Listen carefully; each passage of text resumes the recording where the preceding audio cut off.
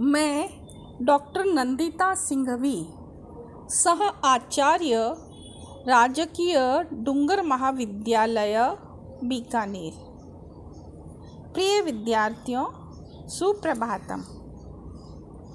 आज हम रचना अनुवाद कौमुदी के 10th अभ्यास का अध्ययन करेंगे। आइए शब्दकोश देखें। तत् वह, यत् जो, एतत् यह, किम कौन, सर्व सब, पूर्व पहला, विश्व सब और अथवा संसार, अन्य और, इतर और। अब कुछ ये सर्वनाम शब्द थे। अब संज्ञा शब्द देखिए।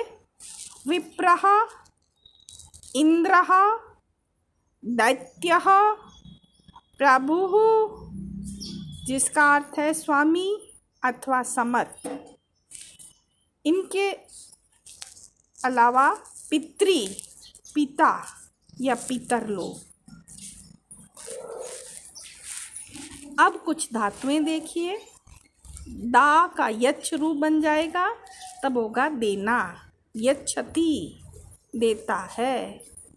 वित्री देना, वितरति वितरण करता है, देता है। दा देना, ददाति ये रूप चलेगा। अब आगे देखिए, कुछ ऐसे शब्द हैं जिनमें हम चतुर्थी विभक्ति का प्रयोग करते हैं, जैसे नमः स्वस्ति आशीर्वाद के लिए, स्वाहा देवताओं के लिए अग्नि में आहुति जब देते हैं तब हम बोलते हैं अग्नये स्वाहा। स्वधा पितरों के लिए अन्न आदि। अलम पर्याप्त, समर्थ। वषट आहुति या साधुवाद के लिए आता है। शक्तः समर्थ, समर्थः समर्थ। ऊपर हमने तत्, यत्, एतत् ये जो शब्द देखे थे, इन सर्वनाम शब्दों के जो रूप हैं वो सर्ववत चलेंगे। दा से लेकर वित्री धातु तक के रूप भवतिवत चलेंगे। सर्व शब्द के रूप अभी हम याद करेंगे। सर्व शब्द पुल्लिंग में है। जो अकारांत सर्वनाम शब्द हैं उनमें राम शब्द के रूप के समान रूप चलेंगे। केवल 5 अंतर होंगे। जैसे प्रथमा बहुवचन में ए लग जाएगा, चतुर्थी एक वचन में स्मयी, पंचमी एक वचन में स्मात, षष्ठी बहुवचन में एशाम, सप्तमी एक वचन में स्मिन लगेगा। शेष रामवत रूप चलेंगे। इसके अलावा तत्, यत्, एतत्, किम को पुल्लिंग में क्रमशः त, य, एत का रूप हो जाता है। इनके ही रूप चलते हैं। केवल तत् और एतत् का प्रथमा विभक्ति एक वचन में क्रमशः स, एषः हो जाता है। जैसे तत् का चलेगा सह, तौ, ते।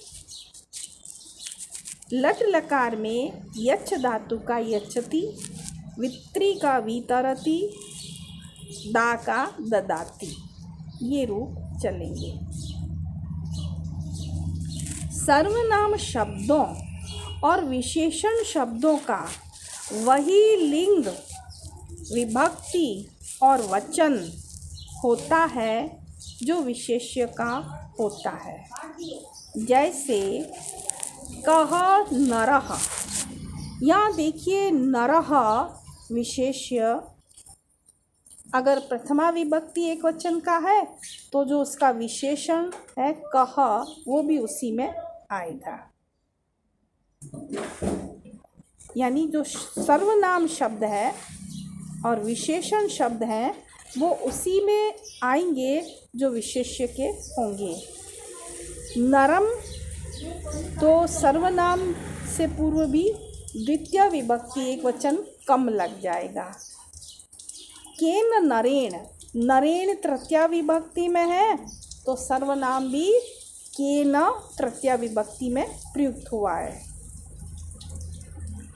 कर्मणा यम अभिप्रायति ससंप्रदानम, कि दान आदि क्रिया जिसके लिए अभिप्रेत हो या जिसके लिए की जा रही है ससंप्रदानम वह संप्रदान कहलाता है।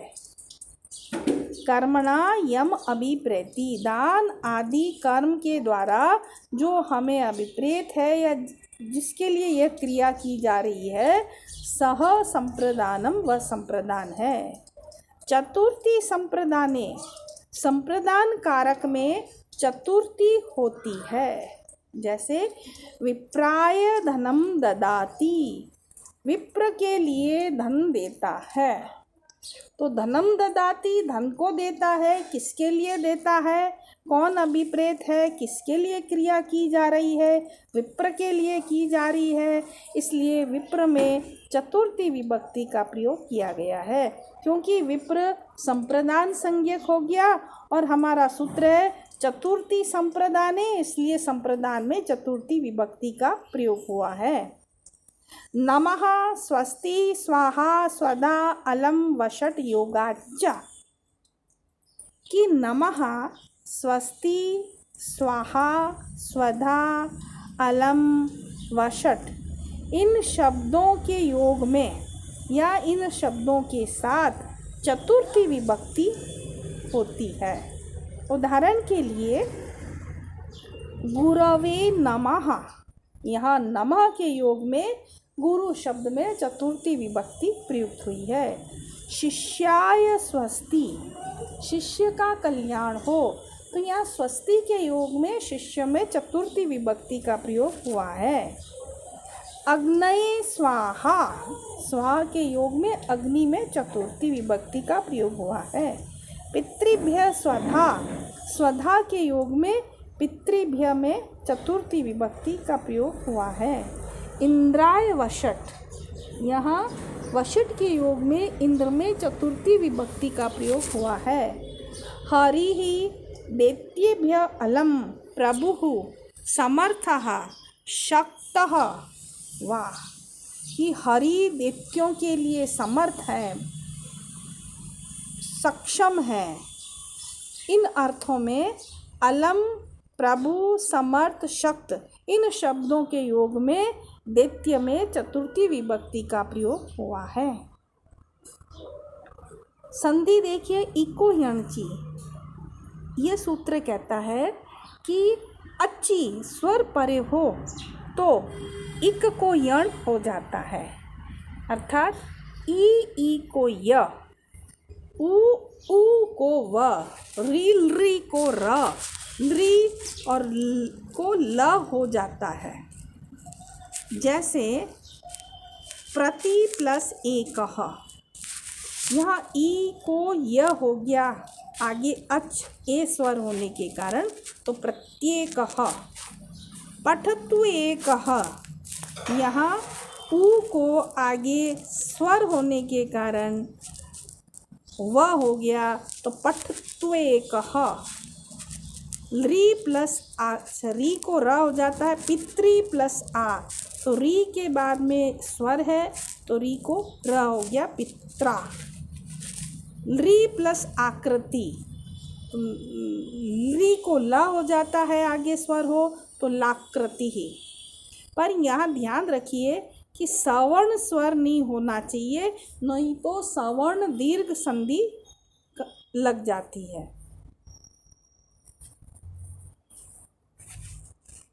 अब आप सर्व शब्द के रूप देखिए।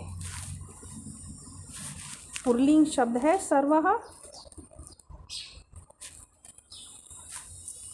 सर्वः, सर्वौ, सर्वेः। सर्वं, सर्वौ, सर्वान्। सर्वेण, सर्वाभ्यां, सर्वै। सर्वस्मै, सर्वाभ्यां, सर्वेभ्यः। सर्वस्मात्, सर्वाभ्यां, सर्वेभ्यः। सर्वस्य, सर्वयोः, सर्वेषां। सर्वस्मिन्, सर्वयोः, सर्वेषु।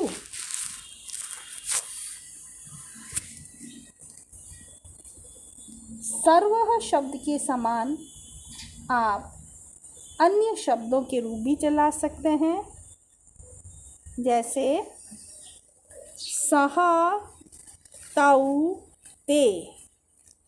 तम, तौ, तान।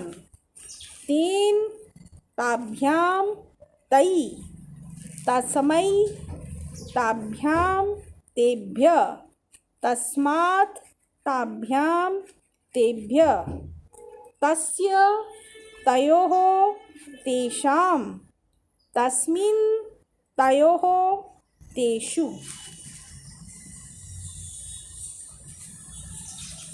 दा धातु के रूप देखिए। दा का अर्थ है देना, जूहो इत्यादि गण में आती है ये धातु। लट लकार में रूप, ये उभयपदी धातु है।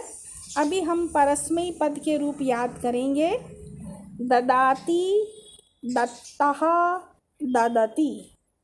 ददासि, दत्तः, दत्ता। ददामि, दद्वः, दद्मः। पुनः एक बार देख लीजिए। ददाति, दत्तः, ददति। ददासि, दत्तः, ददथ। ददामि, दद्वः, दद्मः। जैसे कहें वह देता है, सः ददाति। तू देता है, त्वं ददासि। मैं देता हूँ, अहम ददामि। लोट लकार में देखिए। ददातु, दत्ताम, ददतु।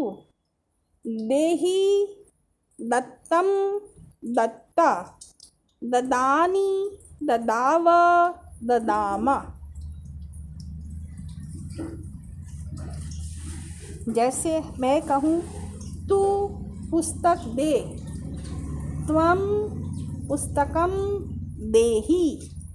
लोट आज्ञार्थ में है तो मध्यम पुरुष है त्वं, तो यहाँ मध्यम पुरुष एक वचन लग गया देहि। मैं देऊँ, अहम ददानि। हम देवें, वयम ददामा। लंग लकार भूतकाल में रूप देखिए। अददात, अदत्ताम, अददु। अददाह, अदत्तम, अदत्ता। अददाम, अदद्व, अदद्म। उसने दिया। सह, अददात। तूने दिया। त्वं, अददा। मैंने दिया, अहम अददाम। हम दोनों ने दिया। आवाम, अदद्व। हम सबने दिया। वयम, अदद्म।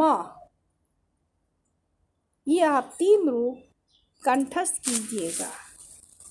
आइए अब हम कुछ उदाहरण वाक्य देखें। वह उस ब्राह्मण को धन देता है। सह, अब हम पहले क्रिया बना लेते हैं, कर्म बना लेते हैं। सह धनम ददाति। अब ये देने की जो क्रिया हो रही है किसके लिए हो रही है, किसे दिया जा रहा है, ब्राह्मण को। तो जिसको दिया जाता है उसमें चतुर्थी विभक्ति होती है, तो यहाँ हो जाएगा विप्राय या ब्राह्मणाय उस। तो ये जो सर्वनाम है उसमें भी वही विभक्ति लगेगी जो ब्राह्मण में लगी है, तो इसमें भी तस्मै चतुर्थी विभक्ति का प्रयोग हो जाएगा। क्योंकि विप्र में चतुर्थी विभक्ति है इसलिए सर्वनाम या विशेषण भी उसी विभक्ति में आते हैं जिस विभक्ति में विशेष्य है या संज्ञा है। तो हमारा वाक्य बन गया कि सह तस्मै ब्राह्मणाय धनम ददाति या यच्छति वितरति वा। गुरु को नमस्कार है, नमः नमस्कार है। अब गुरु को नमः के योग में हमने नियम पढ़ा था चतुर्थी लगती है, इसलिए यहाँ पर गुरु में चतुर्थी विभक्ति लगेगी गुरवे। गुरवे नमः, गुरु को नमस्कार है। पुत्राय स्वस्ति, स्वस्ति के योग में पुत्र में चतुर्थी विभक्ति का प्रयोग हुआ है। राम शत्रुओं के लिए पर्याप्त है। रामः शत्रुभ्य अलम। यहाँ देखिए अलम के योग में शत्रु के लिए या शत्रुओं के लिए, तो यहाँ पर चतुर्थी विभक्ति बहुवचन का प्रयोग हो गया है शत्रुभ्य अलम या समर्थः शक्तः प्रभुः वा। एतस्मै बालकाय फलं यच्छ, इन बालकों को फल दो। तो देने की जो क्रिया है वो किसके लिए हो रही है, बालक के लिए हो रही है, इसलिए बालक में चतुर्थी विभक्ति का प्रयोग हो गया बालकाय। और इस तो जो सर्वनाम है उसमें भी चतुर्थी विभक्ति लग जाएगी। तो चतुर्थी विभक्ति एक वचन में तस्मै रूप बनता है, तो हम कहेंगे एतस्मै बालकाय फलम यच्छ, इन बालकों को फल दो। हम कहें इन पशुओं को भोजन दो।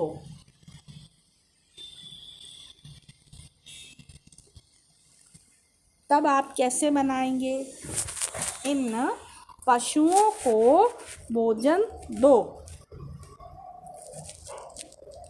तो हो जाएगा एतेभ्यः पशुभ्यः भोजनम यच्छ, इन पशुओं के लिए भोजन दो।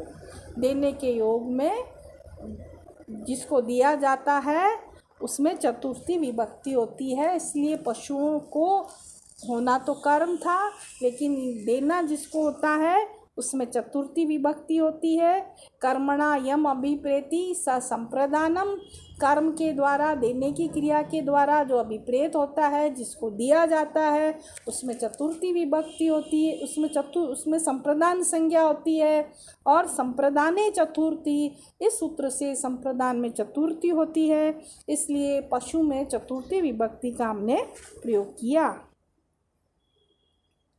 कस्मै शिष्याय ज्ञानम वितरसि, तू किस शिष्य के लिए ज्ञान बांटता है या देता है। तो वितरसि देना है, किसको दे रहे हैं, शिष्य को दे रहे हैं, इसलिए शिष्याय में चतुर्थी हो गई।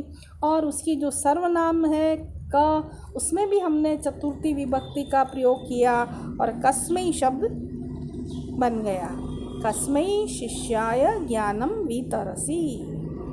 सर्वेभ्यः विश्वेभ्यः शिशुभ्यः भोजनम वितर, कि सभी शिशुओं को भोजन दो या बांटो। तो देना क्रिया किसके लिए हो रही है, शिशुओं के लिए हो रही है, इसलिए शिशुओं में चतुर्थी विभक्ति का प्रयोग हुआ। और उनके जो सर्वनाम है सर्वेभ्य या विश्वेभ्य, उसमें भी हमने चतुर्थी विभक्ति बहुवचन का प्रयोग किया है। इतरेभ्य अन्येभ्य फलानि यच्छ, और जो दूसरे हैं उन्हें फल दो। तो दूसरे फल किसे दिया जा रहा है? दूसरों को दिया जा रहा है या अन्यों को दिया जा रहा है? तो दूसरों में या अन्य में चतुर्थी विभक्ति का प्रयोग किया गया है। तिष्ठतु अत्र कः, अत्र यहाँ कौन ठहरे? लिखतु एकः, एक लिखे। पठतु अन्यः, दूसरा पढ़े। आगच्छतु इह रामः, आगच्छतु इह रामः, राम यहाँ आवे। अब संस्कृत बनाइए। उस बालक को दूध दो। पहले हम क्रिया बना लेते हैं, कर्म बना लेते हैं। दुग्धम यच्छ, दूध दो। अब किसे दिया जा रहा है? बालक को। तो जिसके लिए क्रिया हो रही है उसमें संप्रदान संज्ञा हो जाती है, और जिसमें संप्रदान संज्ञा होती है उसमें चतुर्थी लगती है। तो यहाँ हो जाए बालकाय दुग्धम यच्छ। उस, तो यहाँ बालक में जो विभक्ति वचन है वही उसमें लगेगा। तो हम लगाएंगे तस्मै बालकाय दुग्धम यच्छ।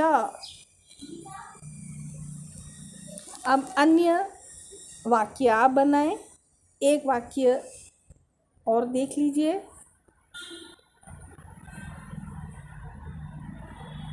उस कवि को भोजन दो। भोजन दो, पहले हम ये बना लेंगे भोजनम यच्छ या वितर। किसको दिया जा रहा है? कवि को। तो हो जाएगा चतुर्थी विभक्ति लगाइए कवये। तस्मै कवये भोजनम यच्छ।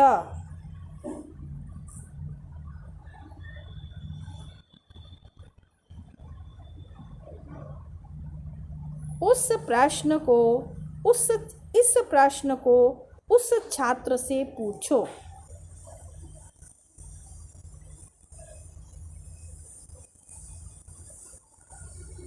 यह आप घर से बना के लाएं। और भी जो दूसरे वाक्य हैं, जैसे सारे विद्वानों को वहाँ से वहाँ ले जाओ, किस बालक को पूछते हो, इत्यादि, ये आप गृह कार्य के रूप में करके लाएंगे। अब हम कुछ अशुद्ध वाक्य देखें जिन्हें शुद्ध करने की आवश्यकता है। तम बालकम दुग्धम वितरा, उस बालक को दूध दो। देखने में तो शुद्ध लग रहा है, लेकिन हमने नियम पढ़ा है कि वितरा देओ, देने की क्रिया जिसके लिए की जाती है उसमें चतुर्थी विभक्ति होती है। तो यहाँ हो जाएगा बालकाय दुग्धम वितरा। बालकाय में चतुर्थी है तो सर्वनाम में भी चतुर्थी होगी। तो हम लगाएंगे तस्मै बालकाय दुग्धम वितरा। एतम मुनिम धनम यच्छ, इस मुनि को धन दो। अब ध्यान दें, धनम यच्छ, धन को दो। धन किसे दिया जा रहा है? मुनि को दिया जा रहा है। देने की क्रिया किसके लिए हो रही है? मुनि के लिए हो रही है। इसलिए मुनि में हम चतुर्थी विभक्ति का प्रयोग कर देंगे मुनये है। अब हमने मुनि में चतुर्थी की है तो उसके जो सर्वनाम है उसमें भी चतुर्थी विभक्ति करनी पड़ेगी। तो जाएगा तस्मै मुनये धनम यच्छ। जनकम नमः, जनक को नमस्कार है। दिखने में सही लग रहा है, लेकिन हमने पढ़ा है कि नमः के योग में चतुर्थी होती है, इसलिए यह अशुद्ध हो गया और हमें यह जनक में चतुर्थी लगानी पड़ेगी। तो हमारा बन जाएगा जनकाय नमः। एतम प्रश्नम तस्मात् छात्रात् पृच्छ, इस प्रश्न को उस छात्र से पूछो। इस प्रश्न को मुख्य कर्म है, लेकिन किससे पूछा जा रहा है, किसके लिए हो रहा है? तो जाएगा एतम प्रश्नम पृच्छ, धातु द्विकर्मक है, इसलिए यहाँ पर हो जाएगा द्विकर्म। तो एतम प्रश्नम तम छात्रम पृच्छ, इस प्रश्न को उस छात्र से पूछो। एतम प्रश्नम तम छात्रम पृच्छ। आज इतना ही। कल हम अगले अभ्यास का अध्ययन करेंगे। धन्यवाद।